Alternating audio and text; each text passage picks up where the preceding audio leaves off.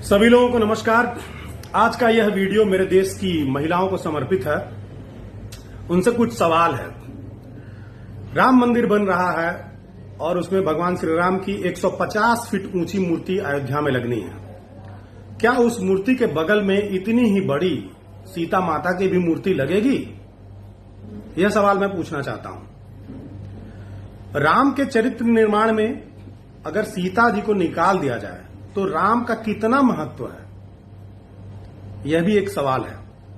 और यह सवाल इसलिए है क्योंकि राम मंदिर का ट्रस्ट बना, 15 लोग जिसमें शामिल हैं और 15 के 15 पुरुष हैं। दलितों का अनुपात नहीं है, पिछड़ों का अनुपात नहीं है। इस पर तो खूब चर्चा हुई और जो भी राम भक्त दलित और पिछड़े हैं उन लोगों ने आवाज उठाया कि मेरी संख्या इसमें क्यों नहीं है, भाई मेरी भागीदारी क्यों नहीं है।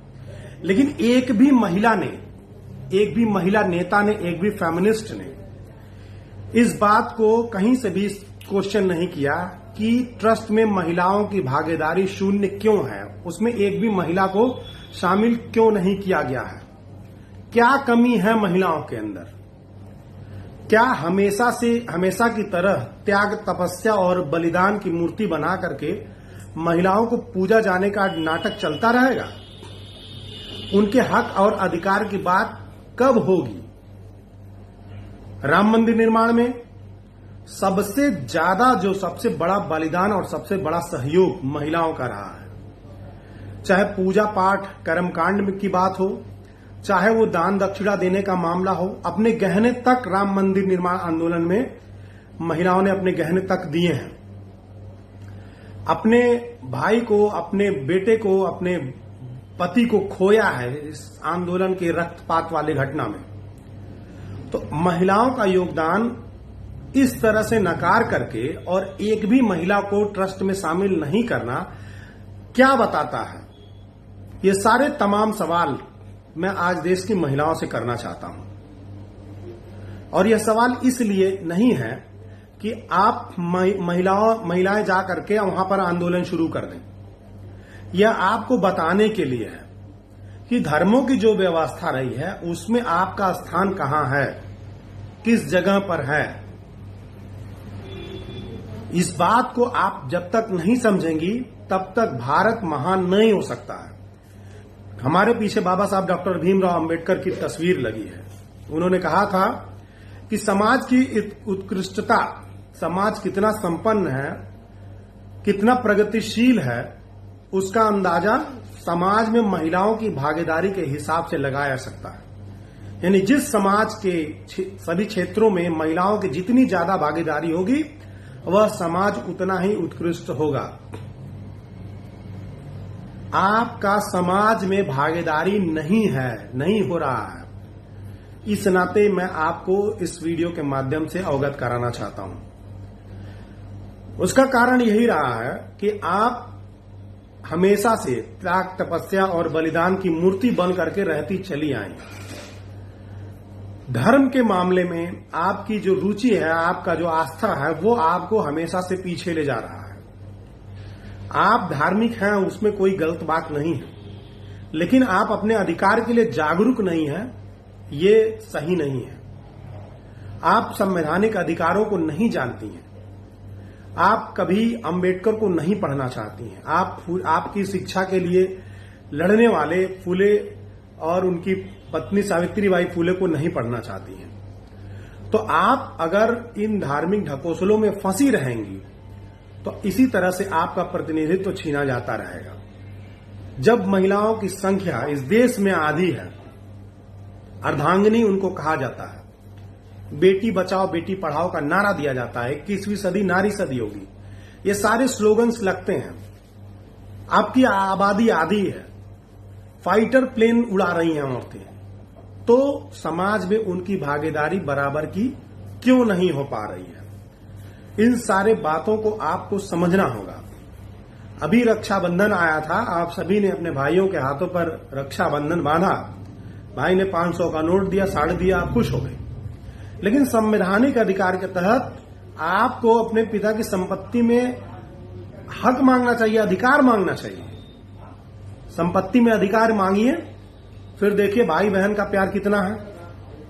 तो जब तक आप अपने अधिकार के लिए नहीं लड़िएगा, त्याग, तपस्या और बलिदान की मूर्ति बने रहिएगा, धार्मिक प्रपंचों में, ढकोसलों में फंसे रहिएगा, तब तक आपको इसी तरह से तिरस्कृत किया जाता रहेगा। आप हमेशा अपनी रक्षा के लिए दूसरों पर निर्भर रहिएगा, कभी भाई पर, कभी पिता पर, कभी पति पर, और फिर अंतिम समय में अपने बच्चे पर। आत्मनिर्भर बनने के लिए आपको अपने संवैधानिक हक, अधिकारों को जानना और समझना होगा। केवल धार्मिक प्रोपेगंडे से, व्रत रखने से, तीज त्योहार रखने से, मंदिर में दान करने से आपका काम चलने वाला नहीं है। आज राम मंदिर ट्रस्ट में आपकी संख्या 0 है और यह पूरे देश के स्त्री समाज को आईना दिखाने के लिए काफी है कि धर्म के क्षेत्र में महिलाओं का स्थान कहां है। उनका स्थान केवल कलश यात्रा में कलश ढोना, पूजा में कर्मकांड करना, दान दक्षिणा देना, व्रत रखना, उपवास रखना, यहीं तक सीमित है। आपके अधिकार के लिए जो लोग लड़े हैं, जिन लोगों ने संघर्ष किया है, उनसे कभी आपको परिचित होने ही नहीं दिया गया। लेकिन आज इंटरनेट का समय है, आप थोड़ा सा सर्च करके थोड़ा देखिए कि किसने आपके शिक्षा की लड़ाई लड़ी, किसने आपको सती प्रथा जैसी कुप्रथा से बचाया, किसने आपको देवदासी प्रथा जैसी कुप्रथाओं से बचाया। इन सारे चीजों को आप सर्च करके, खोज करके पढ़ सकती हैं, अपने संवैधानिक अधिकारों को जान सकती हैं। अगर आप ऐसा नहीं करेंगी, इस समय ऐसा नहीं करेंगी, तो आने वाले समय में आपकी स्थिति बद से बदतर होगी। और कम से कम एक बार राम राज्य में महिलाओं की जो स्थिति थी, उस स्थिति के बारे में आप जरूर पढ़िएगा। तब आपको पता चलेगा कि आज का जो धर्म के नाम पर जो देश खड़ा किया जा रहा है, हिंदू राष्ट्र खड़ा किया जा रहा है, उसमें आपकी क्या दुर्गति होने वाली है। महान कवि महादेवी वर्मा की एक कविता के साथ मैं इस वीडियो को समाप्त करूंगा। महादेवी वर्मा जी लिखती हैं कि मैं हैरान हूं यह सोचकर किसी औरत ने क्यों नहीं उठाई उंगली तुलसीदास पर, जिसने कहा ढोल गंवार शूद्र पशु नारी ये सब ताड़न के अधिकारी। मैं हैरान हूं किसी औरत ने क्यों नहीं जलाई मनुस्मृति, जिसने पहनाई उन्हें गुलामी की बेड़ियां। मैं हैरान हूं किसी औरत ने क्यों नहीं धिक्कारा उस राम को, जिसने गर्भवती पत्नी सीता को परीक्षा के बाद भी निकाल दिया था घर से बाहर धक्के मारकर। किसी औरत ने लानत नहीं भेजी उन सबको, जिन्होंने औरत को समझकर वस्तु लगा दिया था दांव पर। होता रहा नपुंसक योद्धाओं के बीच समूची औरत जाति का चीरहरण महाभारत में। मैं हैरान हूं यह सोचकर किसी औरत ने क्यों नहीं किया संयोगिता अंबालिका के दिन दहाड़े अपहरण का विरोध आज तक। मैं हैरान हूं इतना कुछ होने के बाद भी क्यों अपना श्रद्धेय मानकर पूजती हैं मेरी मां बहनें उन देवता भगवान मानकर। मैं हैरान हूं उनकी चुप्पी देखकर, इसे उनकी सहनशीलता कहूं या अंधश्रद्धा या फिर मानसिक गुलामी की पराकाष्ठा। ये बहुत ही क्रांतिकारी कविता है, महादेवी वर्मा जी द्वारा ये लिखा गया है।